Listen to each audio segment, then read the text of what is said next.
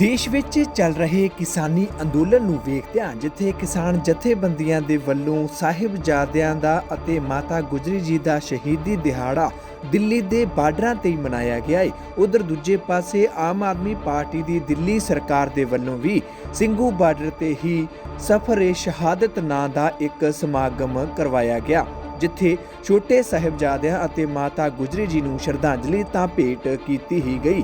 ਉਧਰ ਦੂਜੇ ਪਾਸੇ ਦਿੱਲੀ ਦੇ ਮੁੱਖ ਮੰਤਰੀ ਅਰਵਿੰਦ ਕੇਜਰੀਵਾਲ ਨੇ ਕੇਂਦਰ ਸਰਕਾਰ ਨੂੰ ਖੇਤੀ ਬਿੱਲਾਂ ਨੂੰ ਲੈ ਕੇ ਇੱਕ ਵੱਡਾ ਚੈਲੰਜ ਕਰ ਦਿੱਤਾ ਹੈ।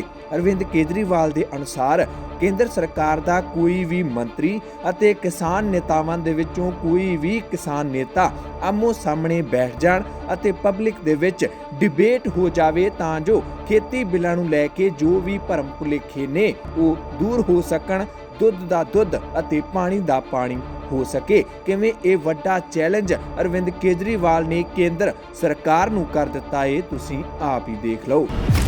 बोले सो निहाल। वाहेगुरु जी का खालसा, वाहेगुरु जी की फतेह। दोस्तों, आज हम सब लोग गुरु गोविंद सिंह जी के साहिबजादों और माता गुजरी देवी जी की सुप्रीम शहादत, माता गुजरी कौर जी की सुप्रीम शहादत को नमन करने के लिए इकट्ठे हुए हैं। हम पूरे दिल से उनकी शहादत को नमन करते हैं और मैं समझता हूं कि शायद मानव जाति के पूरे इतिहास में, केवल भारत नहीं पूरी दुनिया के इतिहास में इस किस्म की शहादत की दूसरी मिसाल देखने को नहीं मिलती है।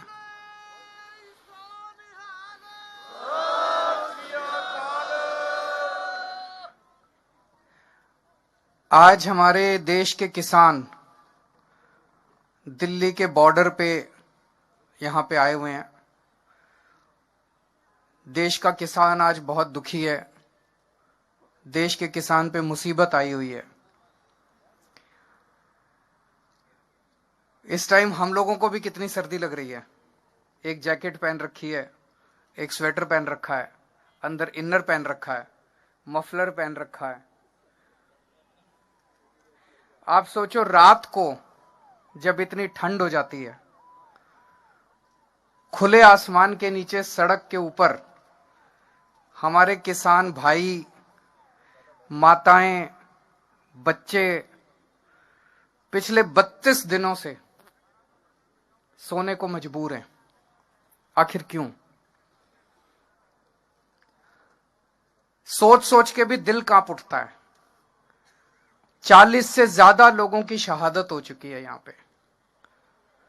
आज इस मंच के जरिए इतने पवित्र स्थान पे, इतने पवित्र मौके पे मैं हाथ जोड़ के केंद्र सरकार से अपील करता हूं, ये अपने ही लोग हैं, हमारे ही लोग हैं, हमारे भाई हैं, हमारी बहनें हैं, हमारे बुजुर्ग हैं, ये अपने ही देश के लोग हैं। इनकी बातें सुन के, इनकी मांगें पूरी करके वो तीनों कानून वापस ले लो और इन लोगों के संघर्ष को यहीं खत्म करो। अब और कितनी शहादत लेना चाहते हो आप? पता नहीं किस किस तरह की बातें की जा रही हैं। तरह तरह से ये सभी सरकारों का एक तरह से हथियार होता है। मेरे को याद है जब अन्ना आंदोलन में हम लोग बैठा करते थे, हमें भी बदनाम किया जाता था। आज किसानों को कहा जा रहा है आतंकवादी हैं, किसानों को कहा जा रहा है राष्ट्रद्रोही हैं। अरे किसान आतंकवादी हो गए और किसान राष्ट्रद्रोही हो गए तो तुम्हारा पेट कौन भरेगा? तुमको रोटी कौन देगा उसके बाद?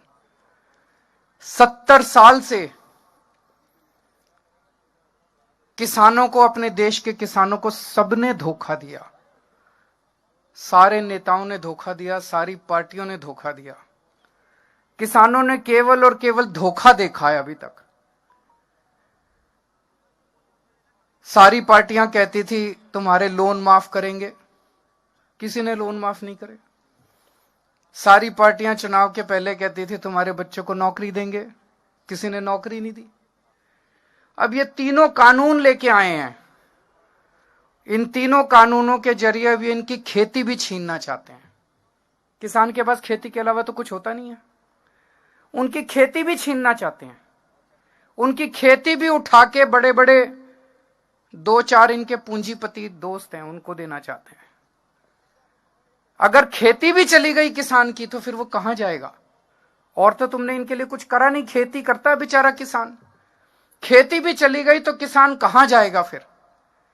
तो जितने किसान आप सोच के देखो, इतनी ठंड में अपने घर के बुजुर्गों को और बच्चों को लेके जितने किसान बैठे हैं, वो अपने सर्वाइवल के लिए बैठे हैं। क्योंकि अब आर पार की लड़ाई बन गई है। जब खेती भी चली जाएगी और खेती पे बड़े बड़ी कंपनियों का अधिकार हो जाएगा तो किसान के पास कुछ भी नहीं बचेगा। तो अपनी खेती को बचाने के लिए बैठे हैं। अभी केंद्र सरकार ने, इन्होंने अपने सारे बड़े बड़े नेताओं को उतार दिया मैदान में। इन्होंने सारे मंत्री उतार दिए, सारे इनके मुख्यमंत्री उतार दिए इन्होंने मैदान में। आके भाषण दे रहे हैं, इस कानून से किसानों का फायदा है। इसके कारण मैंने इनके सारे भाषण सुने, अभी तक मेरे को एक भी नेता इनका नहीं मिला जो इस कानून का एक भी किसानों को क्या फायदा होगा ये बता सके। आप भी सुन लेना गूगल पे जाके, यूट्यूब पे जाके। जितने ये बड़े बड़े नेता आते हैं सारे क्या कहते हैं? कहते हैं जी हम बताएंगे क्या फायदा होगा। बताओ जी। कहते हैं इससे आपकी जमीन नहीं जाएगी। तो ये कोई फायदा हुआ? जमीन तो है ही आज हमारे पास। इससे आपकी एमएसपी नहीं जाएगी तो ये कोई फायदा हुआ? इससे आपकी मंडी नहीं जाएगी, ये कोई फायदा हुआ? तो फिर कानून क्यों लाए हो? कानून फाड़ के फेंक दो। आज भी नहीं गई, कानून फाड़ के फेंक। तो इनको कोई फायदा नहीं बता रहे, वो कह रहे कोई नुकसान नहीं होगा, किसानों का कोई नुकसान नहीं होगा। तो फायदा किसका होगा? फायदा उनका होगा। ये साफ जाहिर है कि किसानों का कोई फायदा नहीं है। फिर एक फायदा बताते हैं ये, क्या फायदा? कहते हैं अब किसान मंडी के बाहर पूरे देश में कहीं भी अपनी फसल बेच सकता है। बताओ जी कहां बेचें? मैंने पूछा इनसे, मैंने कहा अभी बिहार में मंडी नहीं है, 800 रुपए क्विंटल बिक रहा है वहां पे फसल। तो आप यही बता दो, 1850 एमएसपी है, 1850 से ज्यादा दाम पूरे देश में कहां बिक रहा है जहां हमारा बिहार और उत्तर प्रदेश का किसान जाके बेच ले? कोई जगह बता दो। मंडी के बाहर तो आधा दाम मिल रहा है, मंडी के बाहर तो 50% दाम भी नहीं मिल रहा। तो ये तो कोई फायदा नहीं हुआ। तो फायदा एक भी नहीं बता पा रहे ये लोग किसानों को। फायदा केवल और केवल पूंजीपतियों को है। केवल तो आज पूरा देश 2 भागों में बटा हुआ है। एक वो लोग हैं, कुछ लोग हैं जो उन पूंजीपतियों को फायदा पहुंचाना चाहते हैं करोड़ों किसानों का नुकसान करके। एक वो लोग हैं जो किसानों के साथ खड़े हैं, और 4-5 पूंजीपतियों को नुकसान हो जाए तो क्या फर्क पड़ता है? अगर करोड़ों किसानों का फायदा हो रहा है तो उसके साथ खड़ा है देश। एक ये आरोप लगा रहे हैं किसानों को गुमराह किया जा रहा है। मैं आज यहां से चैलेंज करता हूं, मैं चैलेंज करता हूं केंद्र सरकार अपने सबसे बड़े, जिसको भी इसका पता है वो आ जाए और हमारे किसानों के नेता आ जाएं और पब्लिक में डिबेट कर लें दोनों को, किसको ज्यादा जानकारी है। कहते हैं किसानों को जानकारी नहीं है, किसान बता देंगे।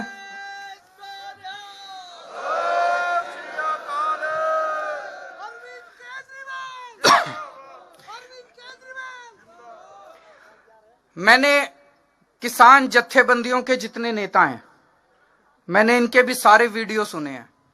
इतने शानदार तरीके से आपको संविधान समझा देते हैं। इनको सारा संविधान पता है, इनको सारा कानून पता है। मुझे पूरा यकीन है जितना इनको पता है उतना तो इनके मंत्रियों को भी नहीं पता होगा।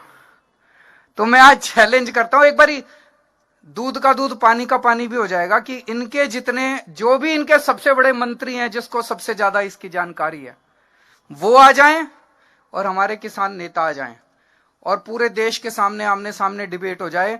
पूरे देश को पता चल जाएगा ये कानून कितने खतरनाक हैं और ये कानून कितने गंदे हैं। तो मैं आज उम्मीद करता हूं इस पवित्र स्थान से कि केंद्र सरकार और किसानों की शहादत ना करवाए। 40 से ज्यादा किसान शहीद हो चुके हैं और अब इनकी आर पार की लड़ाई है। जल्दी से जल्दी केंद्र सरकार इन तीनों कानूनों को वापस ले, एमएसपी की गारंटी दे, उसके लिए कानून लेके आए और अब किसानों का संघर्ष खत्म करवाए। बहुत बहुत शुक्रिया।